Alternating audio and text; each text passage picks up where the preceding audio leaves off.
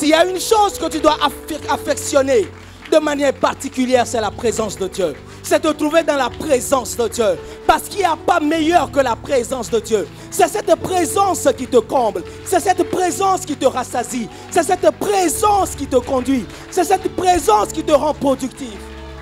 Est-ce que tu peux acclamer la présence de Dieu en ce lieu ce matin?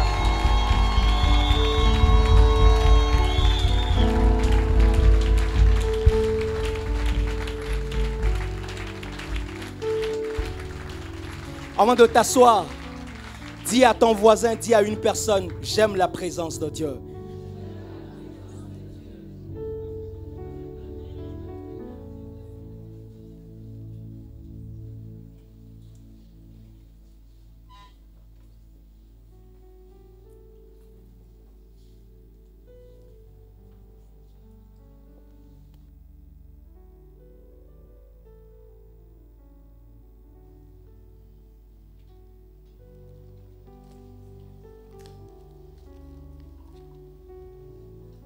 C'est une vérité que nous aimons vraiment la présence de Dieu. Et c'est un privilège ce matin pour moi de me retrouver dans cette présence avec toi. Amen. Le pasteur t'a dit, notre pasteur est en déplacement sur Paris, où il est en train de faire actuellement les cultes à Boissy, à ICC Paris. Nous prions que le Seigneur puisse l'inspirer et le fortifier. Amen. Et il m'a fait la grâce ce matin d'être parmi vous et d'apporter un message de la part du Seigneur. Et je crois que ce message, il est pour la saison dans laquelle son église se trouve. Ce message est pour toi qui m'entends ce matin.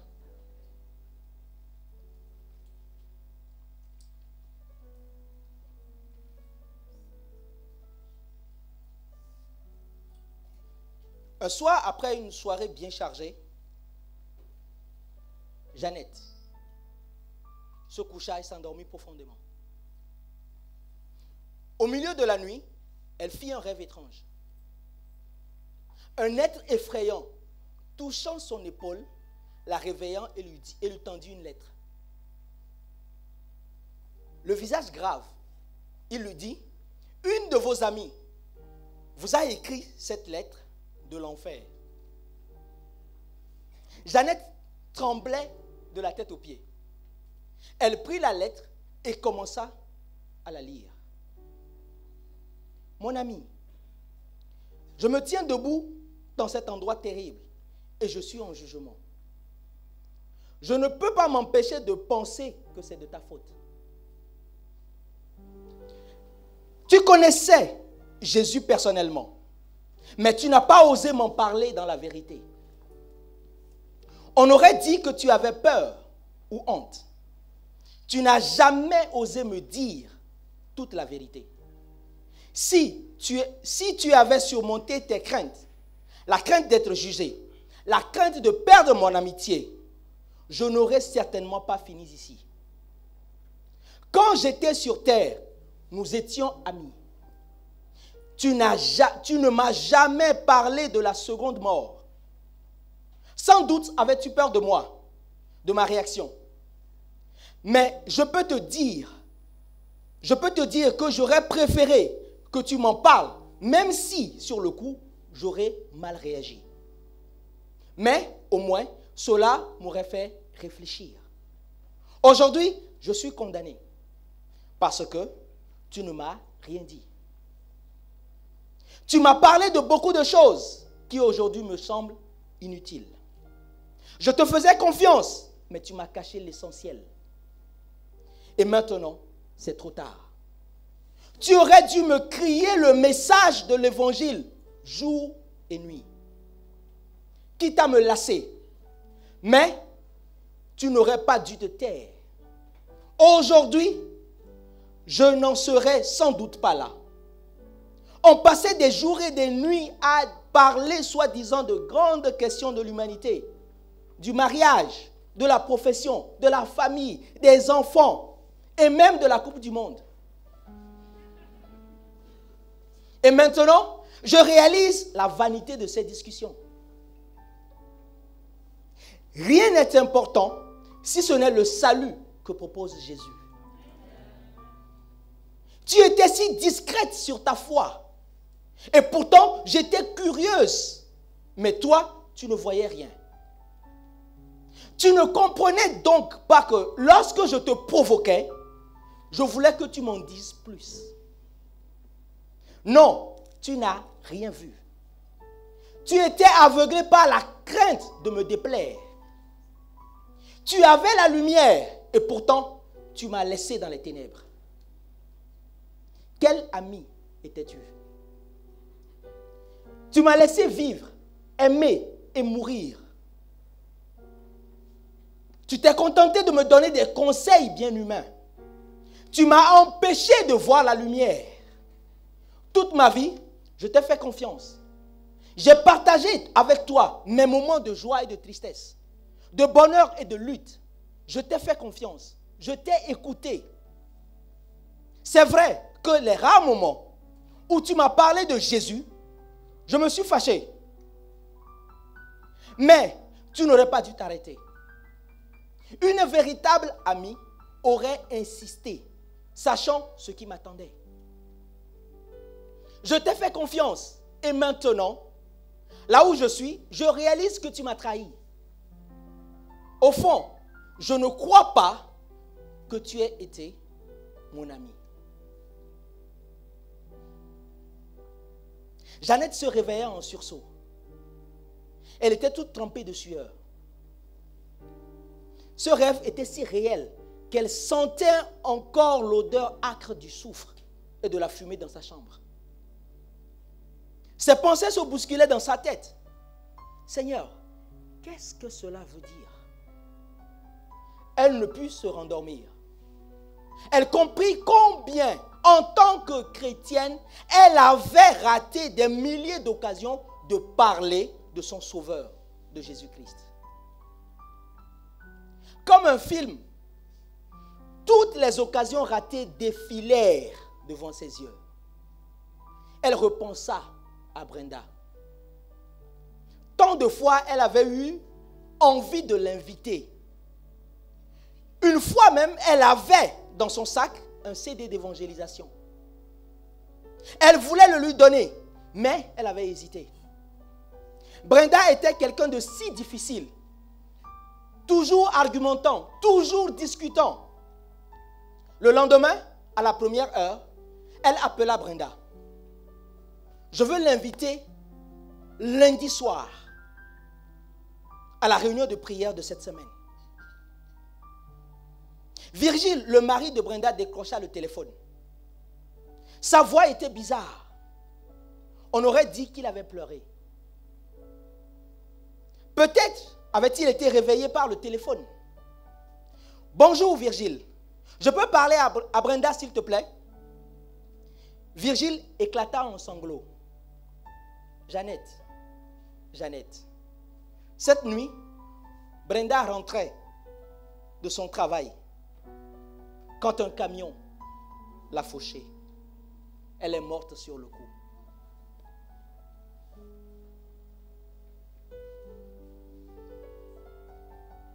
Comprenez-vous, Église, comprenez-vous le sens de cette lettre? Imaginons ce matin que c'est vous qui recevez une telle lettre.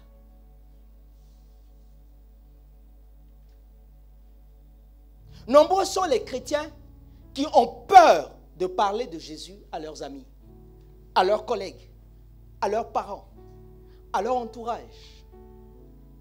Ils ont parfois honte. Ils ont peur d'être jugés. Ou encore, certains ne savent pas comment parler de Jésus.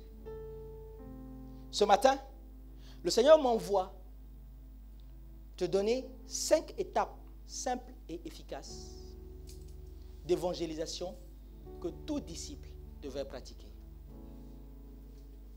5 étapes simples et efficaces d'évangélisation que tout disciple devrait pratiquer.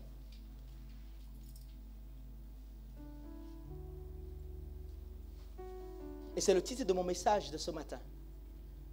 Parce que annoncer la bonne nouvelle n'est pas réservé à une catégorie de personnes, n'est pas réservé qu'aux évangélistes. Mais annoncer la bonne nouvelle est réservé à toute personne sauvée. Est-ce que nous pouvons prendre nos Bibles ce matin dans Marc 16? Prenons nos Bibles dans Marc 16, les versets 15 et 16.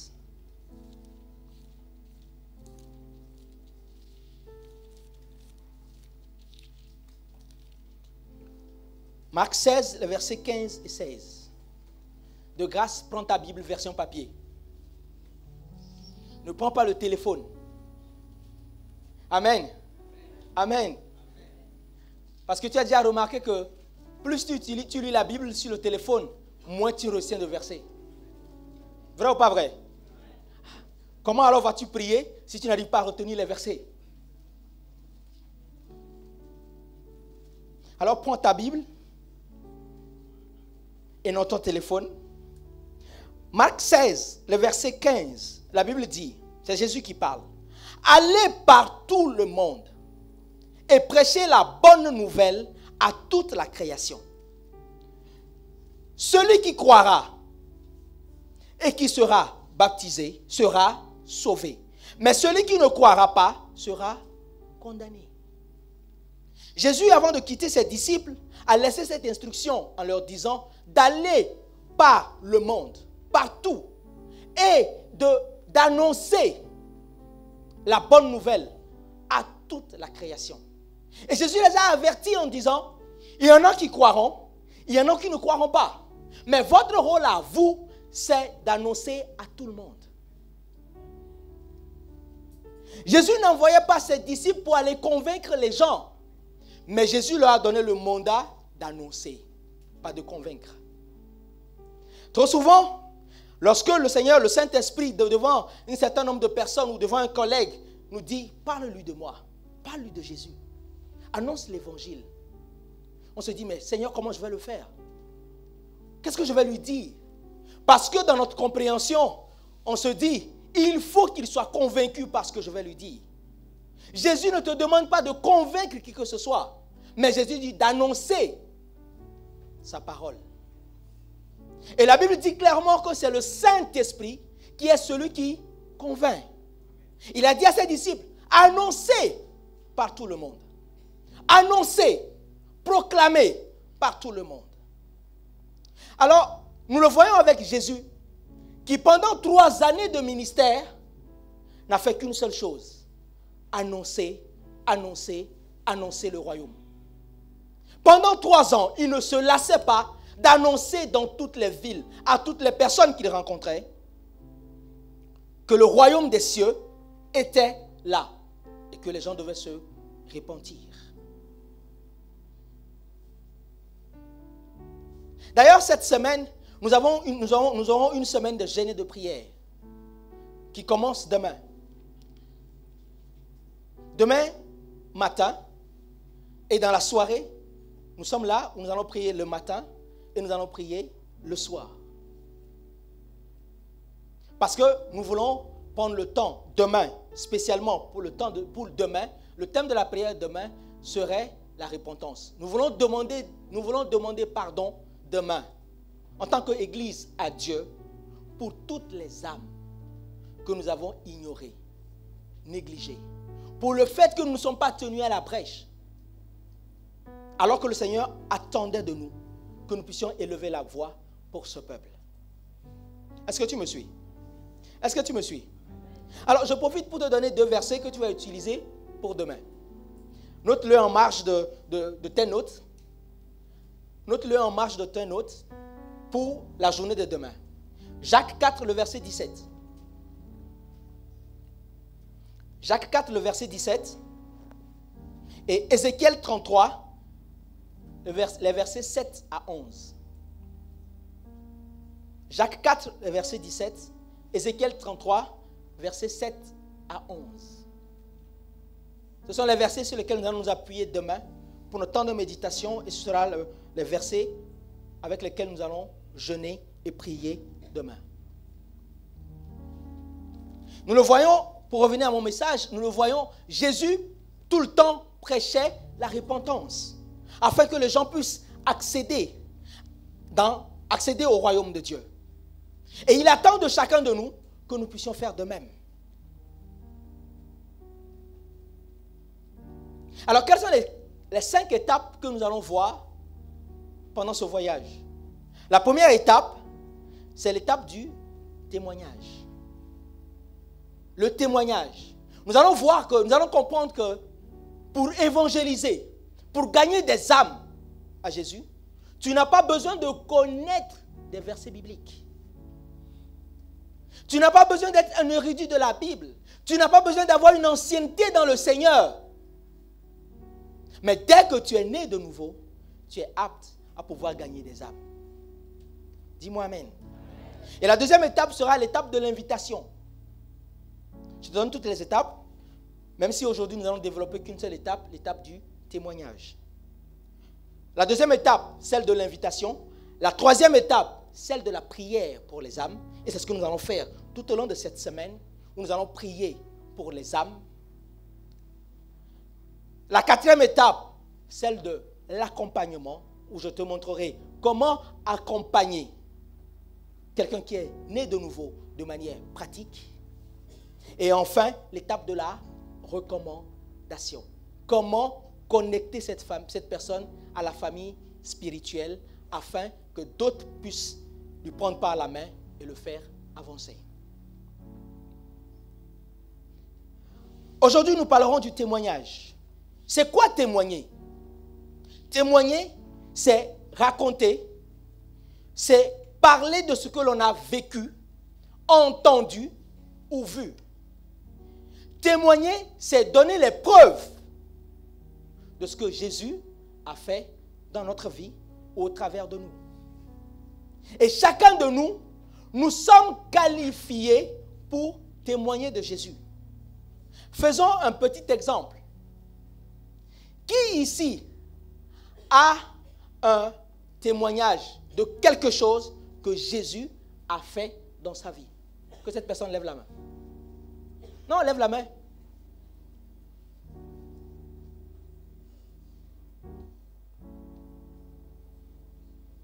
« 98-99%. Nous avons tous un témoignage de quelque chose que Jésus a fait dans notre vie. Ça veut dire que dès le moment où nous sommes venus à Christ, le Seigneur nous a donné un témoignage. C'est-à-dire que nous avons vécu, vu ou entendu quelque chose qui est la preuve que Dieu est avec nous. Dieu agit encore aujourd'hui. Jésus guérit encore aujourd'hui. Il restaure encore aujourd'hui. Il touche encore les vies aujourd'hui. Si c'est vrai, dis-moi Amen. Amen. Si c'est vrai, dis-moi Amen. Amen. Pourquoi Dieu nous donne-t-il un témoignage? Parce que le témoignage est pour Dieu un outil pour pouvoir atteindre les âmes, pour pouvoir toucher les inconvertis.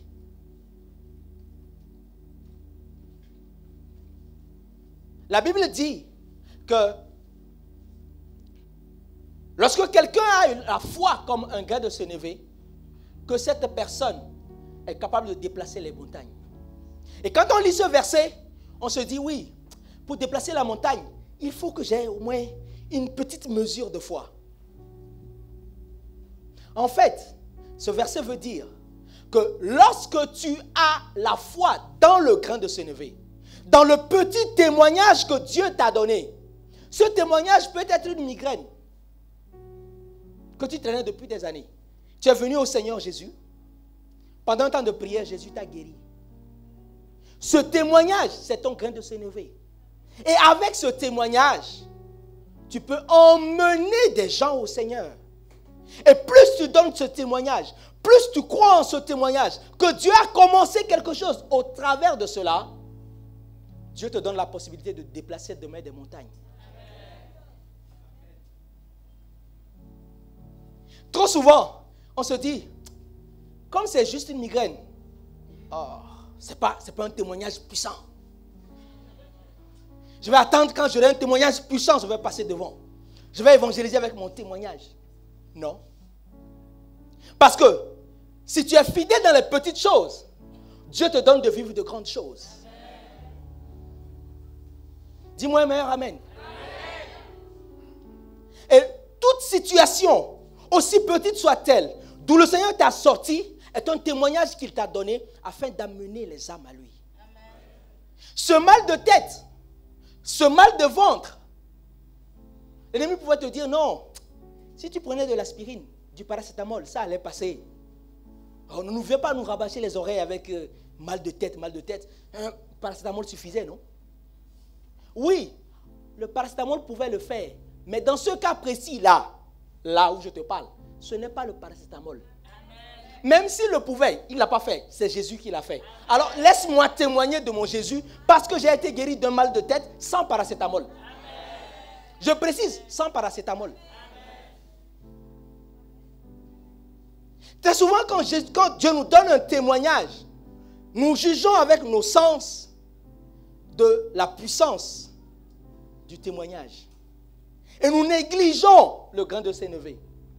Au point où nous ne voyons pas des cascades de témoignages dans notre vie. Nous revenons d'une croisade au Congo, à Dolisie précisément, à 160 km de Pointe-Noire, où le premier jour de la croisade, il y avait eu des malades qui ont été guéris. Mais ils n'étaient pas aussi, ce que j'ai remarqué, c'est qu'ils n'étaient pas aussi nombreux. Mais ce jour, il y avait un monsieur qui était venu et qui n'entendait pas. Non, c'était une dame. Elle n'entendait pas. Elle était sourde. Et quand le pasteur Ghislain priait, le pasteur Ghislain a dit, au nom de Jésus, que tous ceux qui n'entendent pas, entendent maintenant. Quand elle a dit cette phrase, cette dame a entendu la phrase.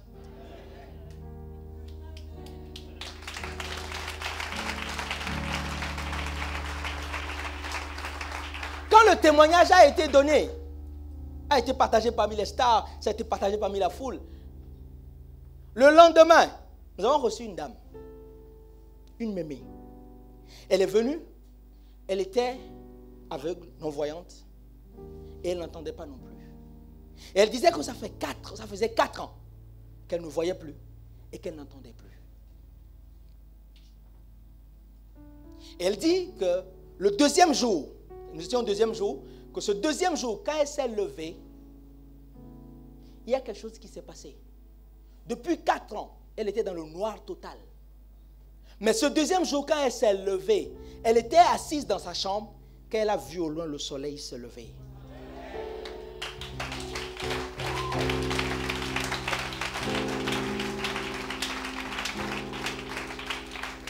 Et elle ajoute que, en fait, elle n'entendait plus depuis 4 ans. Mais que quand elle est venue, au cours de cette soirée, et qu'on a commencé par prier, elle était la deuxième personne qui avait retrouvé l'ouïe. Totalement. Et j'ai réalisé que le deuxième jour, il y avait plus de témoignages que le premier jour. Il y avait un monsieur qui était venu titubant, on ne le tenait pas les aisselles. Il avait un gros bandage au pied, le pied enflé. Il ne pouvait pas poser le pied au sol. Il était venu pratiquement à la fin. On avait déjà fini. Alors un pasteur l'a amené, on l'a fait asseoir et on a prié pour lui. Il est rentré. Le lendemain, il est revenu sans ses béquilles, le pied totalement désenflé.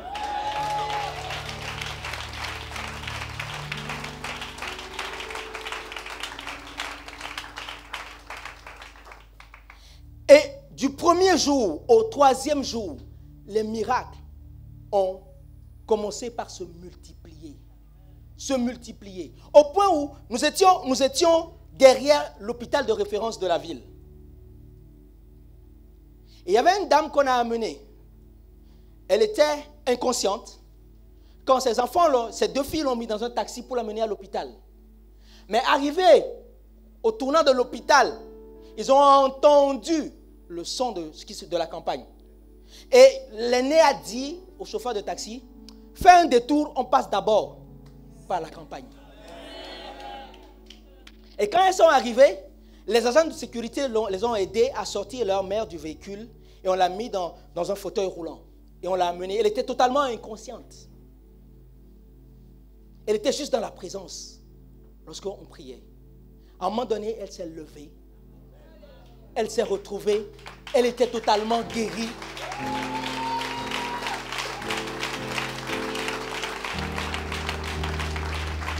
Quand elle est montée donner son témoignage et qu'elle se mettait à danser, à célébrer Jésus, ses filles pleuraient à chaudes larmes.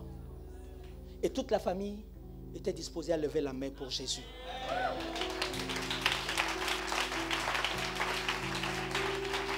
Lorsque nous racontons aux gens ce que Dieu a fait ou Dieu fait dans notre vie, tu n'as pas forcément besoin de versets bibliques.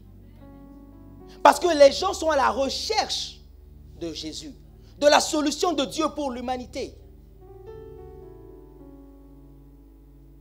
Et j'ai découvert que c'est un phénomène qui se passait au temps de Jésus lui-même.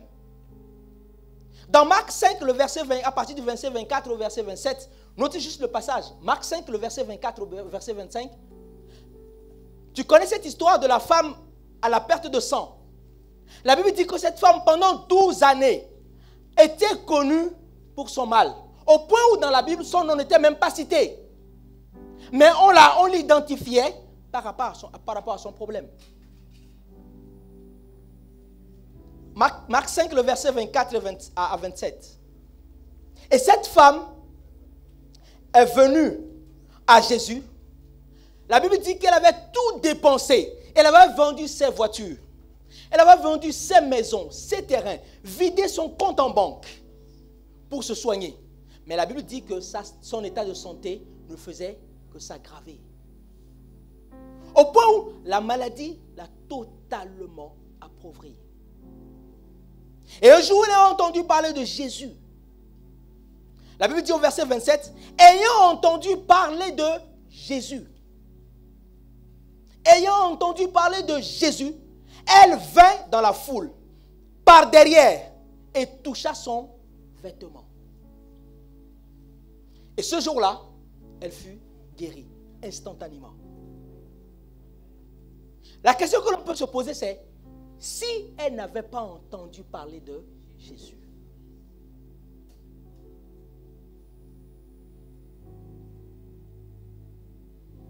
rappelle-toi de la lettre que Jeannette a reçue. La lettre disait, tu étais dans la lumière, mais moi tu m'as laissé dans les ténèbres. Lorsque cette femme, après 12 années de recherche de solutions, a entendu parler de Jésus, elle est allée juste toucher, effleurer le bord de son vêtement. Et la Bible dit qu'elle a été guérie. Mais sans se rendre compte, elle venait de provoquer quelque chose sur terre. Parce que dans le chapitre suivant, dans Marc 6, à partir du verset 53, Marc 6, à partir du verset 53,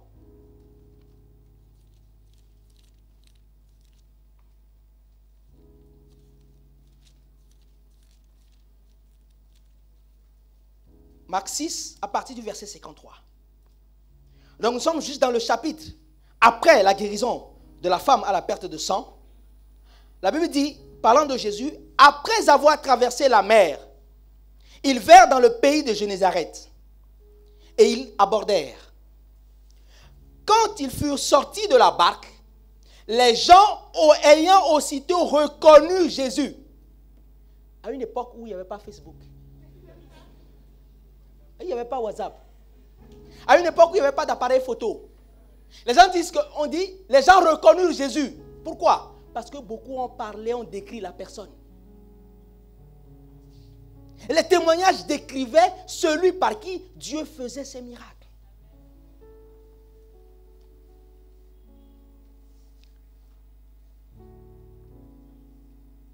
Quand ils furent sortis de la barque, les gens ayant aussitôt reconnu Jésus, parcoururent tous les environs.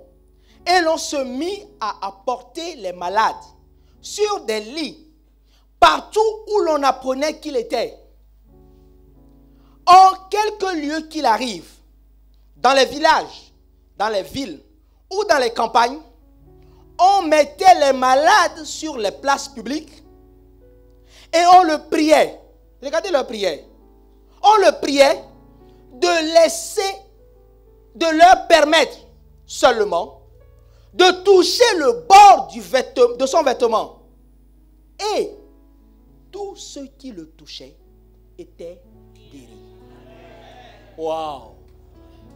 Waouh!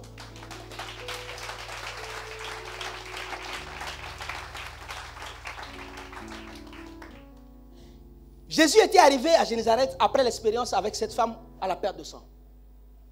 Au point où Jésus, après être arrivé à Génézareth, Jésus est rentré dans une dimension de son ministère où Jésus ne priait plus pour les gens. Jésus arrivait dans une ville ou dans une campagne, il se prenait une chaise et s'asseyait à la place publique. Les gens sortaient les malades, on les alignait. Jésus, s'il te plaît, permets à mon frère de te toucher seulement. On couche le malade à côté, on prend sa main, on touche le vêtement de Jésus, la personne se levait, prenait son lit et il est parti. Jésus ne parlait plus.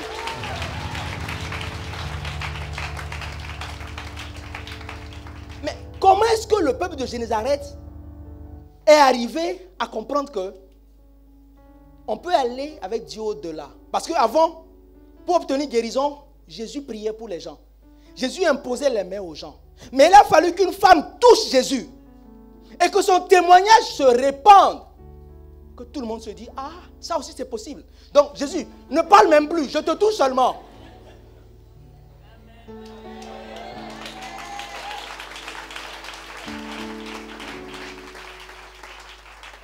La vérité, c'est que tous les challenges, toutes les tribulations que tu as connues, comme cette femme, l'ont qualifiée à découvrir une autre manière de recevoir la guérison de Jésus. Dis-moi un meilleur amen.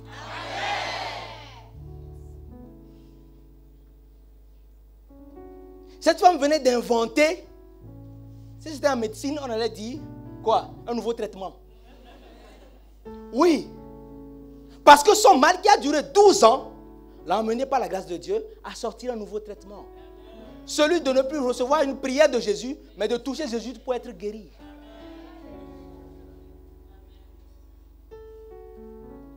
Et donc, cela veut dire que, après que cette femme soit guérie de la perte de sang, le témoignage est parti.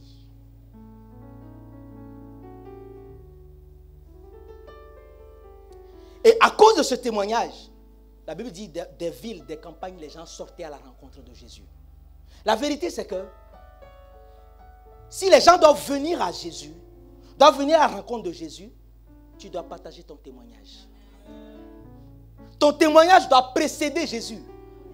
Dis-moi amen. Comprends ce matin que plusieurs sont dans le monde et n'accepteront jamais de venir dans une église. Mais tu peux leur emmener Jésus par ton témoignage. Sors ce matin de ce lieu et emmène Jésus par ton témoignage.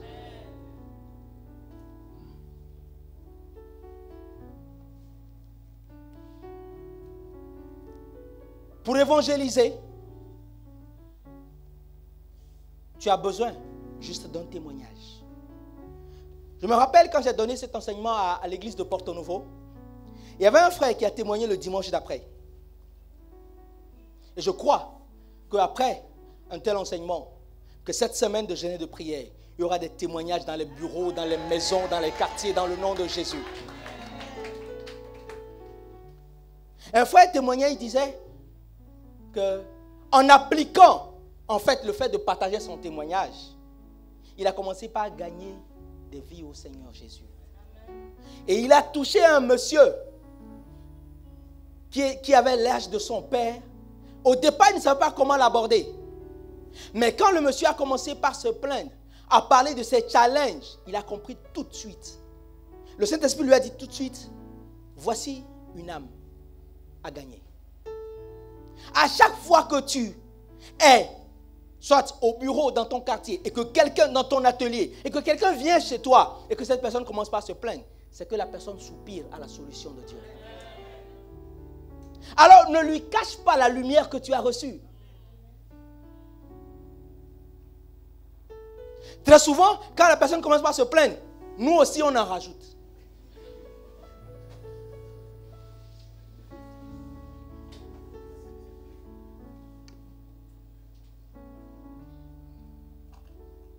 On parle parfois avec nos collègues au bureau. On se plaint ensemble. Et puis après, on rentre dans notre bureau, on ferme le bureau à double tour et on commence par prier Jésus tout seul.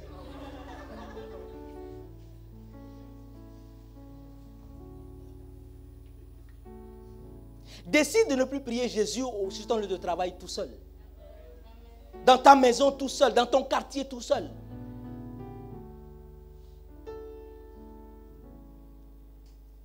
Et tu dois pouvoir illustrer ton témoignage, structurer ton témoignage avec des mots-clés pour l'agrémenter afin de partager ce que tu as vu, vécu ou entendu avec le Seigneur. Ton témoignage, tu dois pouvoir le préparer en 3 versions. C'est-à-dire la version courte, la version normale, la version longue. Le même témoignage. Parce que c'est un instrument que Dieu t'a donné afin d'amener les cœurs, d'attirer les âmes vers lui. Dis-moi amen. Dis-moi amen. Alors je vais partager avec toi rapidement 4 clés. 4 clés pour avoir un témoignage qui évangélise. 4 clés. 4. 4 clés.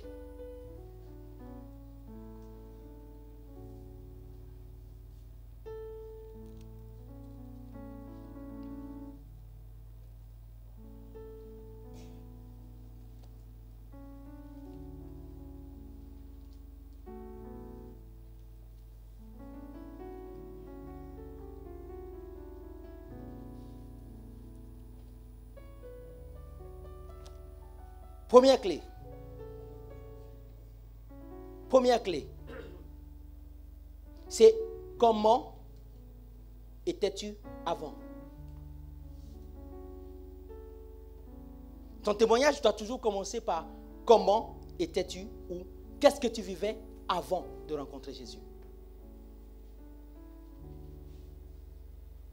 Cette méthode peut paraître trop simple, mais je peux t'assurer que c'est ce que la Bible recommande.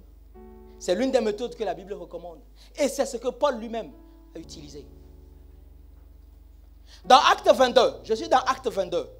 Dans Acte 22, Paul s'est rendu à Jérusalem et a été saisi, attrapé par le conseil des Sanhédrins. On l'a emmené pour le juger. Alors, on dit à Paul de plaider pour sa défense. Et dans Acte 22, on voit que Paul ne va pas plaider pour avoir la vie sauve. Mais Paul va commencer par évangéliser Jérusalem. Et regardez ce que Paul va faire. Il va utiliser une méthode simple, qui est celle du témoignage. Paul, dans Acte 22, ne va faire que raconter de manière structurée ce qu'il a vécu dans Acte 9. Dans Acte 22, Paul dit ceci, à partir du premier verset. Paul dit, « Hommes, frères et pères, écoutez ce que j'ai maintenant à vous dire pour ma défense. » Lorsqu'ils entendirent qu'il parlait en langue hébraïque, ils redoublèrent de silence. Je m'arrête. Donc, Paul, qui pouvait parler hébreu, parler grec, la Bible dit que Paul s'est adressé à ce peuple, non pas en langage grec, mais en langage hébraïque. Pourquoi? Parce qu'il était à Jérusalem. Et Paul avait besoin de descendre au niveau du peuple, de la population qu'il avait en face de lui. Très souvent, quand nous partons évangéliser les gens, on a tendance à regarder les gens de haut. Ils disent, ah, eux là, ce sont les pécheurs, ce sont les païens, la mort vous attend, le feu éternel. Si tu ne te répands pas, tu vas mourir, tu vas voir. Non. Paul a commencé par descendre à leur niveau. C'est-à-dire qu'il est allé les chercher là où ils sont. Voilà pourquoi il a parlé en hébreu. Et chaque nation vers laquelle Dieu t'envoie a son langage. Lorsque tu es médecin et que Dieu t'envoie vers tes collègues médecins, tu dois pouvoir parler de l'évangile avec un langage de médecin. Lorsque tu es avocat, tu dois pouvoir parler de Jésus avec un langage d'avocat. C'est-à-dire, c'est là où tu sors les mots, plaidoirie et tout ça. Voilà, Jésus est notre avocat. Pourquoi? Parce que ce langage leur parle. Amen.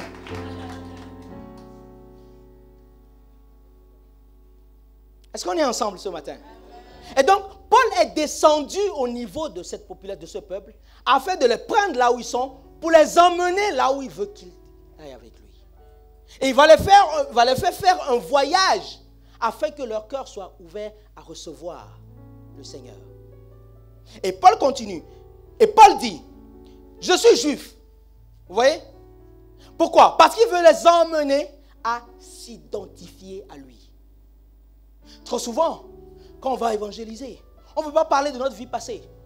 Mon frère, si tu étais un chaud lapin, un coureur de jupons, et que tu vois que le gars il est dedans, dis-lui que tu étais là-bas aussi. Il n'y a pas de honte à avoir. Au contraire, il verra que c'est possible. Dis-moi amen. Dis-moi amen. Non, ne fais pas comme si toi tu n'avais pas un passé compliqué. On vient tous de quelque part. C'est la grâce de Dieu qui nous a touchés.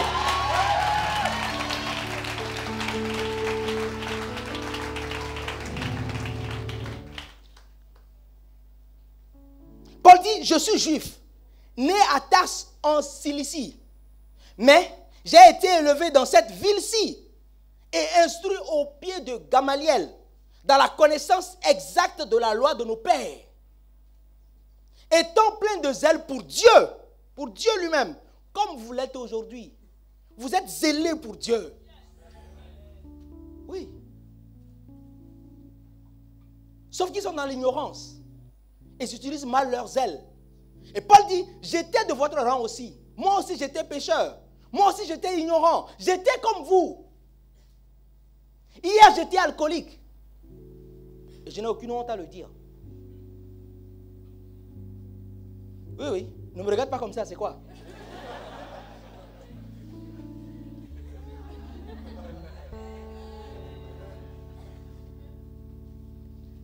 Je savais où j'étais.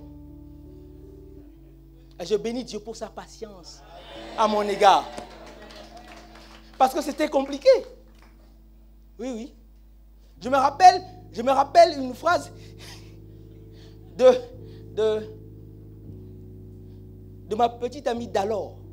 Parce que c'était compliqué, mon frère. Bon, mais ne dites pas à ceux qui vont venir au deuxième culte, parce que ce n'est pas ce que je le dirai au deuxième culte. Une fois, elle m'a dit, aujourd'hui là, je t'ai attrapé. C'est-à-dire que ce jour-là, j'ai été pris la main dans le sac.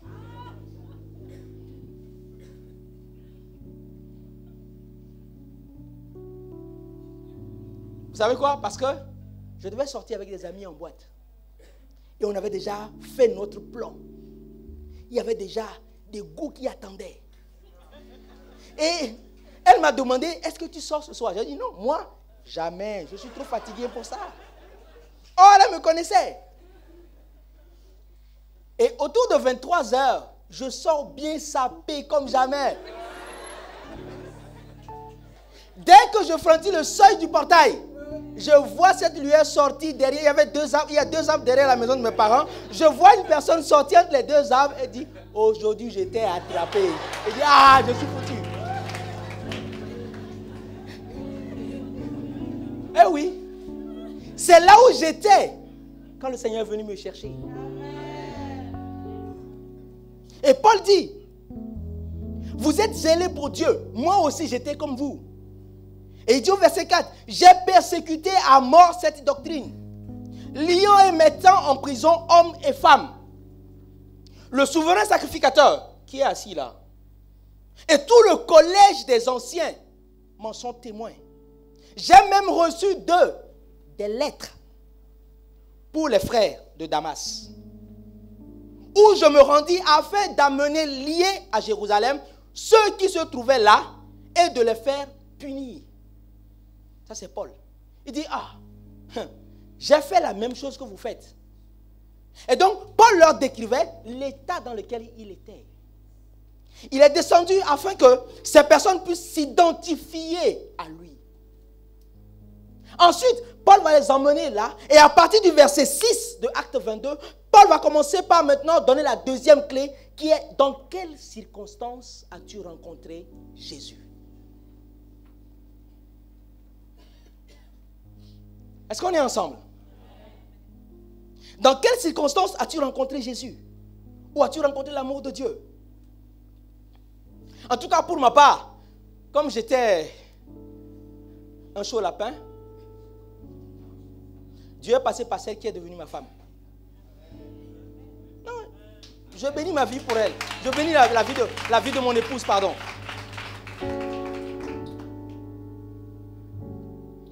Le Saint-Esprit lui avait inspiré un livre à me donner à lire. Moi, je voulais lire le livre, pas pour le Saint-Esprit ni pour son contenu. Je voulais lire pour la personne qui m'a donné le livre. Parce que ça va faire un bon sujet de discussion, parce qu'elle était trop intéressée par les choses de Dieu. À l'époque, non, je suis sincère, à l'époque, moi je cherchais une chose, coucher. Oui. Non, arrête de me regarder comme ça, sinon je ne parle plus. Tu veux m'intimider?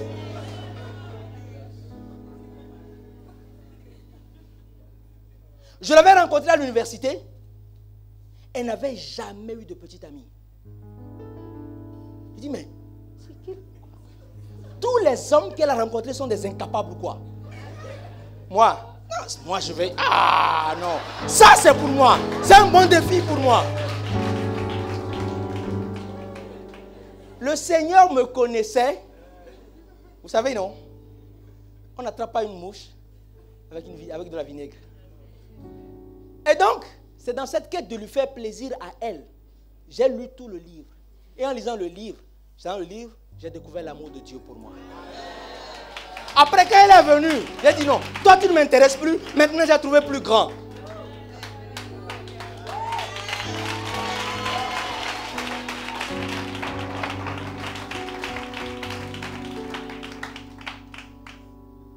Mais ce n'est pas parce que j'ai dit ça ce matin que tu vas courir à la librairie chercher des livres pour ce gars. Pardon.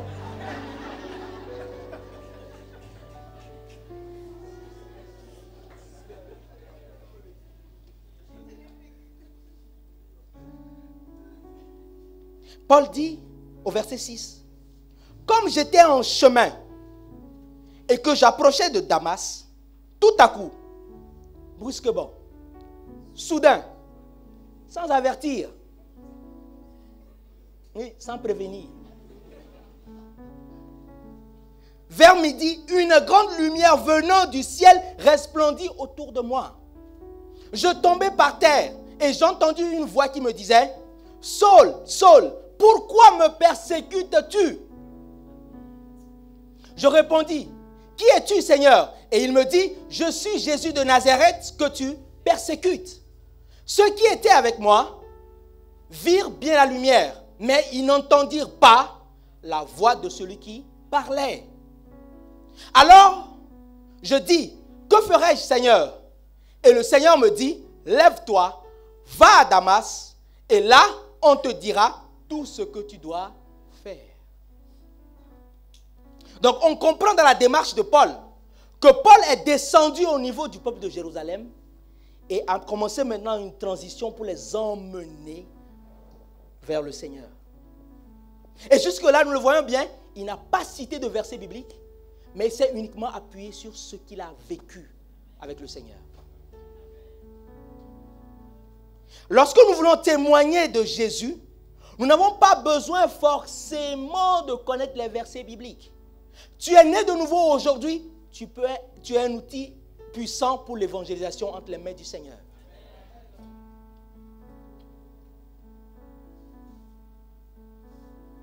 Regardez l'histoire du démoniaque de Gadara. Dans Luc 8,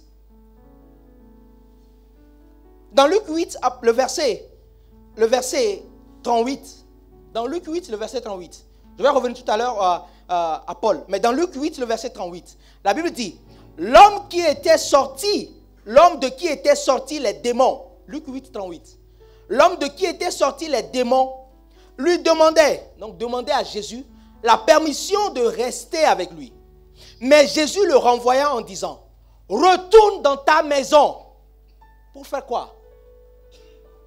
Et raconte tout ce que Dieu t'a fait. Cet homme venait de rencontrer Jésus, né de nouveau, même pas une journée. Jésus dit, va, ce que tu as fait, va juste raconter ce que Dieu a fait pour toi. Trop souvent on se dit, non, moi je viens de naître de nouveau, il faut que je finisse d'abord mes cours de théologie.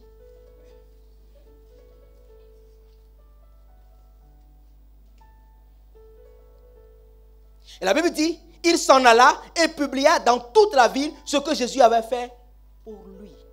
C'est-à-dire que cet homme se levait le matin, il se lavait, sortait de sa maison, s'habillait. Et quand il rencontrait quelqu'un, il dit, ma soeur, est-ce que tu me reconnais? La soeur dit, je devrais. Et le monsieur dit, as-tu entendu parler de cet homme qui vivait au grand cimetière et qui terrorisait tout le monde? La soeur dit, oui, j'ai entendu. D'ailleurs, moi, je n'ose même pas passer par là. Il dit, regarde-moi bien. C'est moi. La soeur dit, vraiment? C'est toi? Oui, c'est toi. La soeur dit, qu'est-ce qui s'est passé? J'ai fait une rencontre. Jésus de Nazareth. Il m'a délivré. Il a changé ma vie. Le témoignage, l'évangélisation est finie.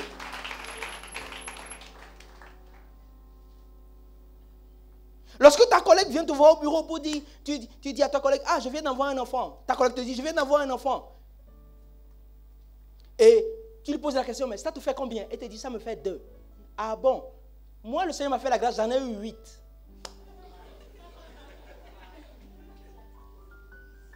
Moi, j'en ai eu 8.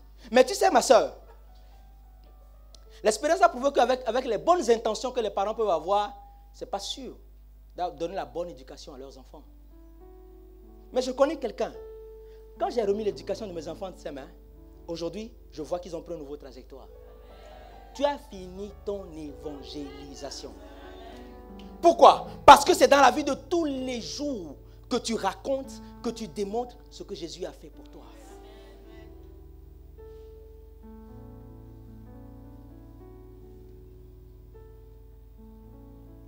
Et c'est ce que Paul faisait.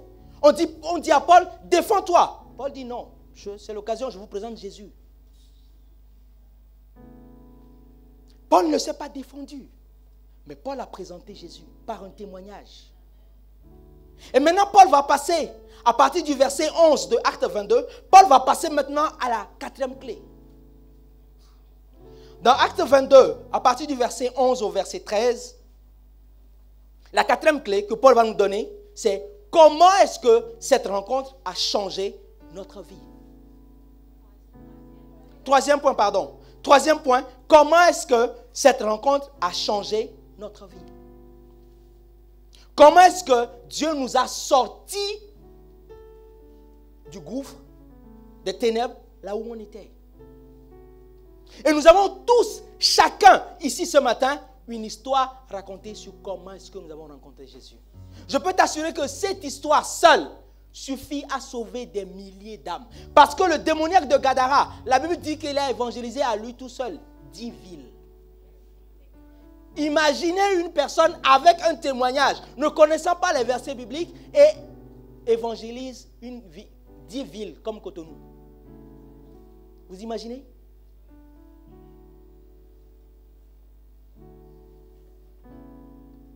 Acte 22, le verset 11. Comme je ne voyais rien à cause de l'éclat de cette lumière, ceux qui étaient avec moi me prirent par la main et j'arrivai à Damas. Or, un nommé Ananias, homme pieux selon la loi, et de qui tous les Juifs, demeurant à Damas, rendaient un bon témoignage, vint se présenter à moi et me dit, au verset 13, Saul, mon frère, recouvre la vue. Au même instant, je recouvrai la vue et je regardais. Alors Paul va expliquer à Jérusalem comment est-ce que Dieu l'a sorti de l'ignorance dans laquelle il était. Il était zélé, mais il faisait fausse route. Alors Paul va démontrer au peuple comment est-ce que Dieu, dans son amour, l'a ramené dans le droit chemin. Qu'est-ce qu'il est en train de dire au peuple? Vous aussi, vous êtes comme moi j'étais hier, mais Dieu aujourd'hui vous donne l'opportunité de revenir, de sortir de votre ignorance.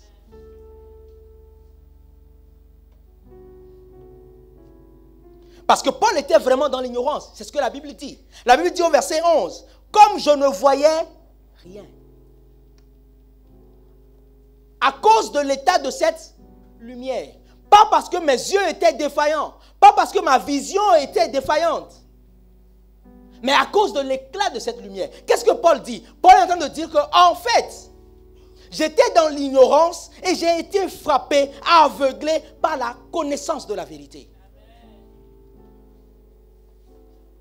C'est la même chose que tu expérimentes lorsque chez toi, dans ton quartier, dans ta maison, il y a une coupure de courant pendant quelques minutes et après, d'un coup, la lumière revient. Pendant les premières secondes, à cause de l'éclat de la lumière, quand tu es dans la chambre, tu arrives difficilement à voir. Qui a déjà expérimenté ça? Ou lorsque, à la lumière du soleil, lorsque tu as été exposé longtemps au soleil et que tu rentres dans une chambre qui n'est pas éclairée, pendant la première seconde, tu as du mal à voir. Et Paul reconnaissait qu'il était dans les ténèbres. Mais à cause de la connaissance, à cause de la vérité qu'il a frappé, Paul a été aveuglé. Et il était tellement ancré dans les ténèbres, dans l'ignorance, qu'il est resté aveuglé pendant 3 jours. Jusqu'à ce que Ananias ne prie pour lui. Jusqu'à ce que Ananias ne lui impose les mains afin de lui redonner la vue. Et il y a beaucoup qui sont dans l'ignorance. Mais nous devons utiliser notre témoignage comme un instrument. Vous savez, c'est parce que nous négligeons le témoignage, c'est parce que nous ne le trouvons pas puissant, trop petit, que nous ne le partageons pas. C'est comme à quelqu'un à qui je donne de l'argent. Je cherche un volontaire.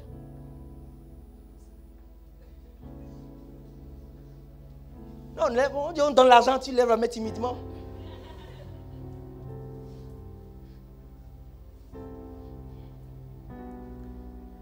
C'est bien que je tiens, c'est le son des témoignages. D'accord? Imagine que je lui donne. Voilà. Il était dans une situation et que le Seigneur agit. Je lui donne ce billet de 1000. Puisque c'est 1000 francs, il va se dire, il est content. Mais il se dit, bon, c'est insuffisant pour en parler à d'autres. Vous voyez, non? Il est content, hein? Mais il n'en parle pas autour de lui. Vrai ou pas vrai? Si j'en rajoute,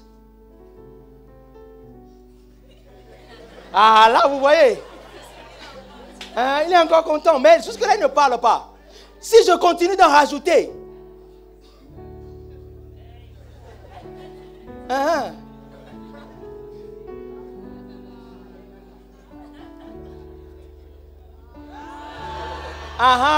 même ton voisin qui est assis, qui ne ressent pas, est content maintenant. Parce qu'il se dit, peut-être qu'à la sortie, il va me gérer. Est-ce que tu me suis? Si je continue, plus, tu vois, plus je continue, plus il aura tendance à avoir une joie débordante et à partager autour de lui le témoignage de ce que le pasteur lui a fait ce matin à l'église. Vrai ou pas vrai? C'est parce que tu considères ton témoignage trop petit que tu n'arrives pas à le partager aux gens. Parce que tu n'as pas discerné ce grain de sénévé que le Seigneur t'a donné. Et si je continue,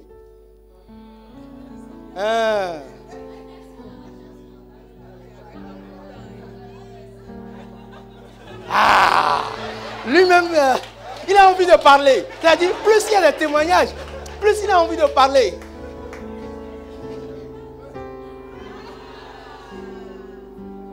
C'est exactement ce que Dieu fait avec nous.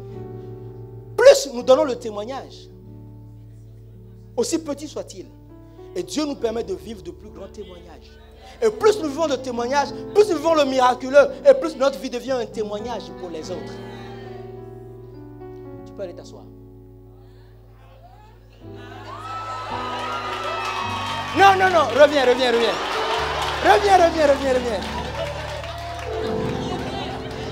Merci.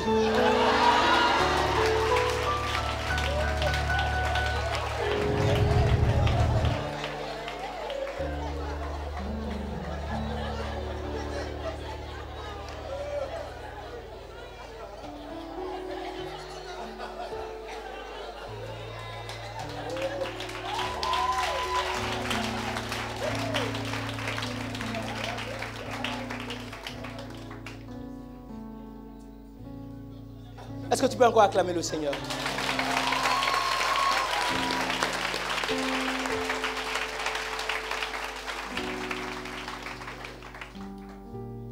Alors Paul va finir son témoignage. En aucun moment Paul n'a parlé de sa situation, du fait qu'il a été emprisonné. Non. Du fait qu'il n'a pas reçu à manger. Non. Du fait que ça fait plusieurs semaines qu'il ne s'est pas lavé. Non. Paul continuait d'évangéliser par son témoignage. Et point numéro 4, Paul va donner maintenant comment est-ce qu'il se sent aujourd'hui, ce qu'il vit aujourd'hui avec le Seigneur, et leur donner la raison pour laquelle il se tient devant eux enchaîné. Acte 22, le verset 14. Il dit, le Dieu de nos pères, c'est Ananias qui parle, le Dieu de nos pères t'a destiné à connaître sa volonté. Et c'est ce que Paul raconte au peuple de Jérusalem, à la population de Jérusalem, au Sanhédrin, au collège des anciens, des sacrificateurs, de ceux qui servent au temple. Paul dit, le Dieu de nos pères t'a destiné à connaître sa volonté, à voir le juste et à entendre les paroles de sa bouche. C'est ce que Ananias lui a dit. Car tu lui serviras de témoin auprès de tous les hommes des choses que tu as vues et entendues. Et maintenant, que tardes-tu? Lève-toi, sois baptisé et lavé de tes péchés en invoquant le nom du Seigneur. Alors Paul a exposé à Jérusalem ce qu'il vit et le ministère dans lequel il est maintenant avec Dieu.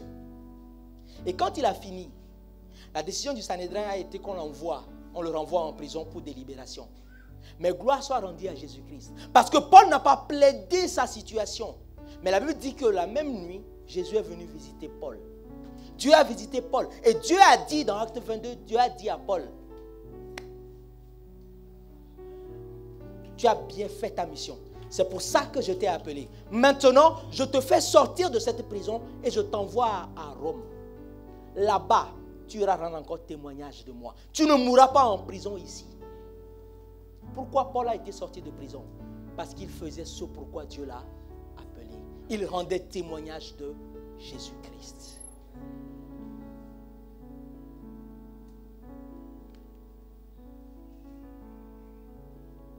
Ce que je suis venu te dire ce matin, c'est que Jésus est le chemin qui conduit au Père. Mais toi, tu es le chemin qui conduit à Jésus.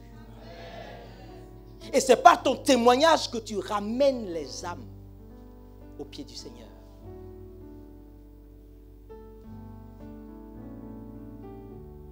Lorsque le Seigneur t'appelle, tu vas remarquer que les personnes qu'il met sur ton chemin, c'est des personnes qui ont vécu les mêmes situations que tu as traversées. Oui. Dieu ne le fait pas par hasard, il ne le permet pas par hasard. Mais si Dieu t'envoie, pousse vers toi des personnes qui ont traversé ou qui traversent les mêmes situations par lesquelles tu es passé, c'est parce que Dieu veut que tu partages ton témoignage.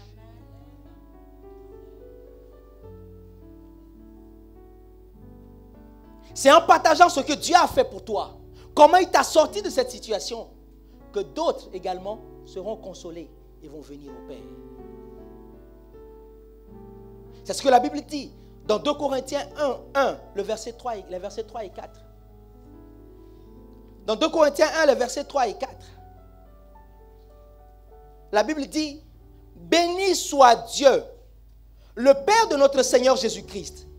Il est vraiment un Père plein de compassion. Un Dieu qui sait consoler dans les situations les plus diverses. Il nous aide et nous encourage dans toutes nos difficultés et nos afflictions, afin que nous soyons nous-mêmes capables de consoler et d'affermir à notre tour tous ceux qui sont dans la peine, en partageant avec eux la consolation que Dieu nous a accordée. Dieu dit, je t'envoie ces personnes parce que je sais que je t'ai consolé, je t'ai donné un témoignage, je t'ai fait sortir de manière miraculeuse de cette situation afin que la consolation que je t'ai donnée au travers de cette situation, que tu puisses la partager. Pour que ceux qui traversent la même situation puissent être consolés et affermis.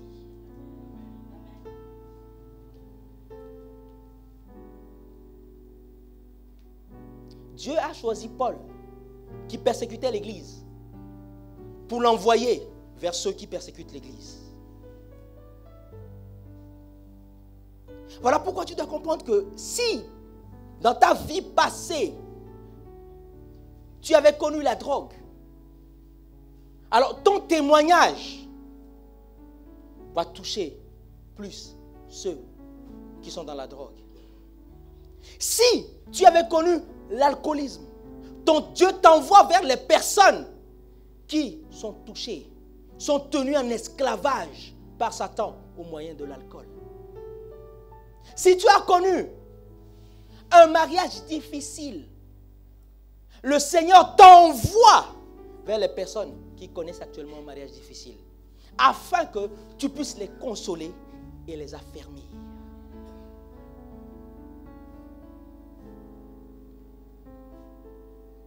La vérité, je finis, c'est que chacun de nous, que ce soit dans les salles annexes ou dans cette salle, nous avons un ministère d'évangélisation.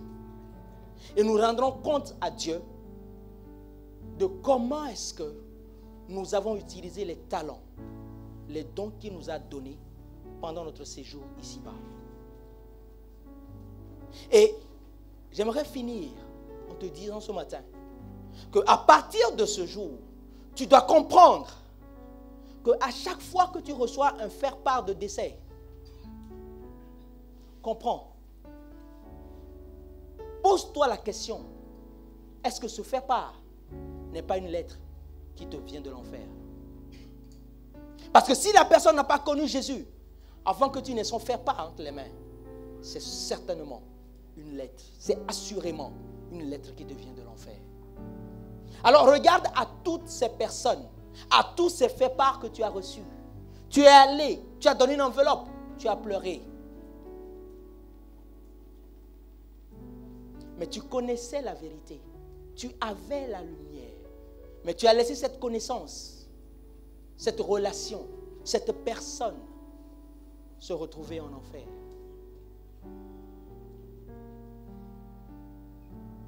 L'enfer est réel.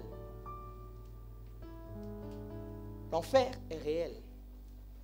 Et tous les jours, il y a des milliers de personnes qui y vont. Et le Seigneur veut au travers de toi, au travers de moi, au travers de l'Église, susciter une armée de personnes qui ont le cœur à parler n'importe où, n'importe quand, à annoncer l'Évangile à n'importe quel moment, contre vents et marées, dans l'état favorable ou non, afin que Jésus soit annoncé. Ce matin, le Seigneur t'envoie avec ton témoignage comme étant un messager, afin de tirer les âmes de la perdition et de les poser aux pieds du Seigneur. Nous allons incliner nos têtes et nous allons prier.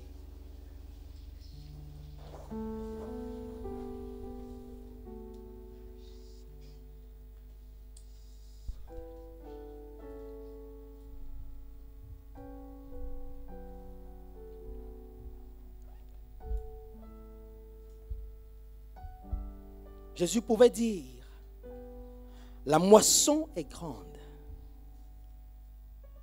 mais il y a très peu d'ouvriers.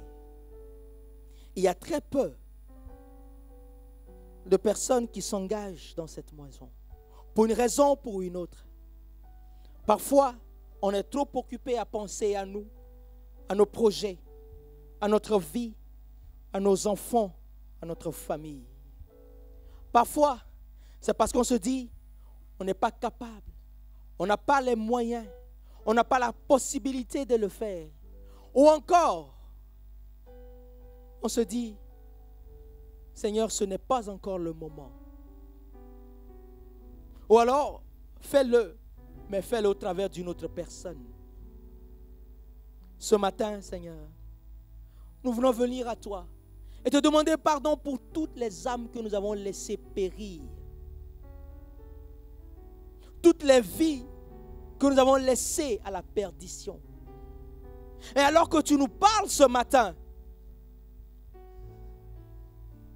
donne-nous à partir de maintenant, pas ce soir, pas demain, mais donne-nous à partir de maintenant d'être cet instrument que tu utilises pour ramener les cœurs.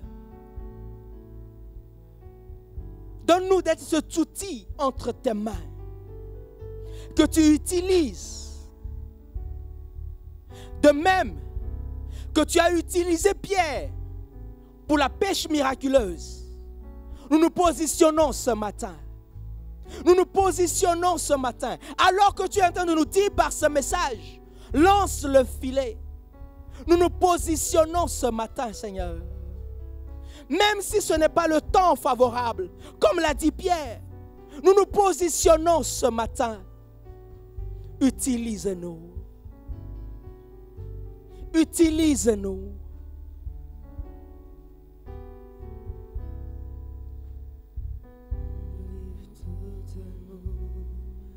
Tu peux m'utiliser. Je me livre totalement à toi, Jésus. Je me livre totalement. Tu peux m'utiliser. Je me livre totalement.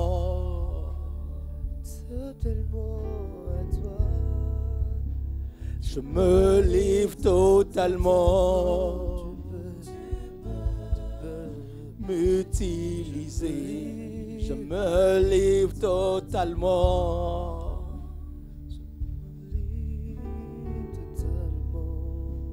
Je me livre totalement.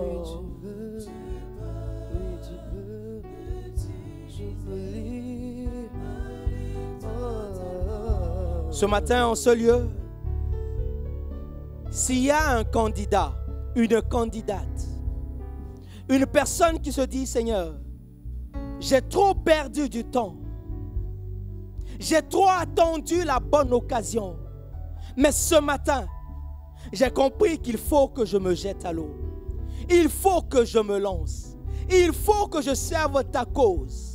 Il faut que je parle de toi. Il faut que je ramène les cœurs. Il faut que j'annonce la bonne nouvelle. Alors si tu es candidat ce matin, tu peux te tenir sur tes pieds. Je m'adresse à une personne qui prend l'engagement d'être cet instrument entre les mains de Dieu. Une personne qui se dit Aujourd'hui, Seigneur, je veux te servir. Je veux annoncer ton évangile. Je m'engage comme Paul s'est engagé.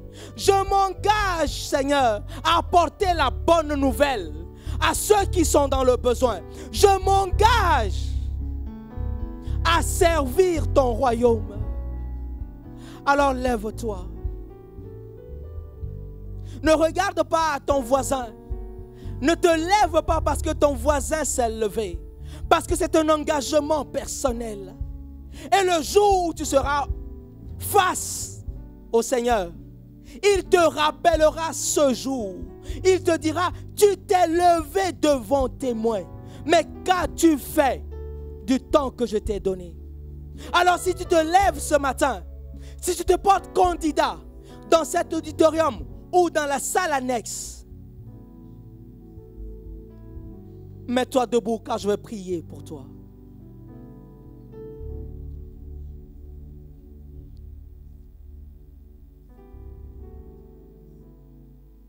Je me livre totalement.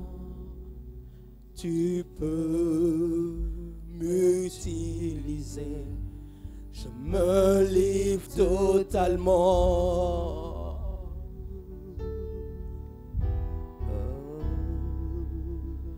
Je me livre totalement.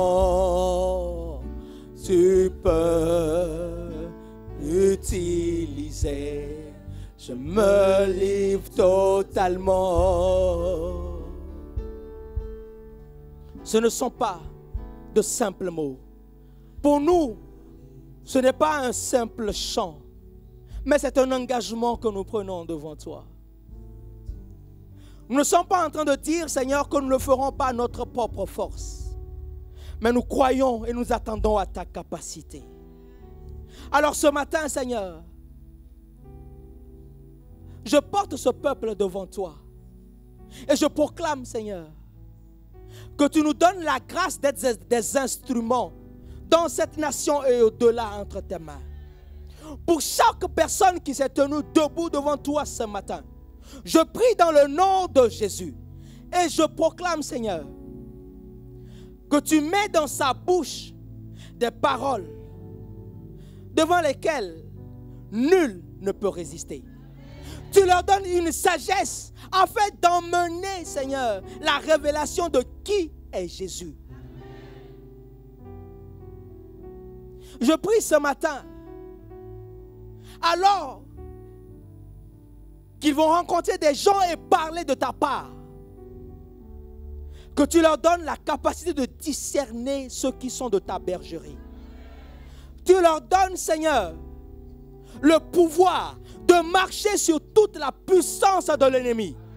Dans le nom de Jésus. Maintenant,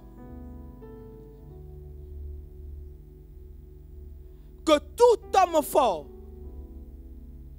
dans leur vie, tout homme fort dans leur vie, dans le nom de Jésus, est lié par ton autorité. Je proclame que tu ondules leur tête.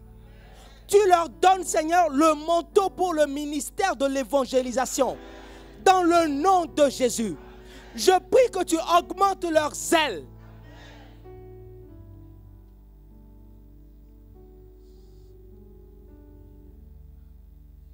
De la même manière où Jésus était ému de compassion en voyant les âmes aller à la perdition, je prie que tu leur donnes la même compassion pour les âmes dans le nom de Jésus.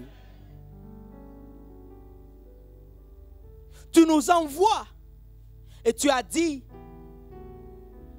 que nous n'avons pas besoin de prendre ni eau, ni nourriture, ni argent. Parce que toi, tu pourvois à nos besoins. Je prie maintenant pour chaque personne qui s'engage comme ouvrier dans ta moisson, que ses besoins soient pourvus par le ciel dans le nom de Jésus. Merci pour ton onction que tu fais reposer sur mon frère et sur ma sœur. Merci parce que, Seigneur, de leur bouche tu renverses les forteresses, tu fais tomber les raisonnements et tu ramènes les captifs à la maison dans le nom de Jésus. Merci pour ce que tu fais. Dans le nom de Jésus, nous t'avons ainsi prié. Amen, amen, amen.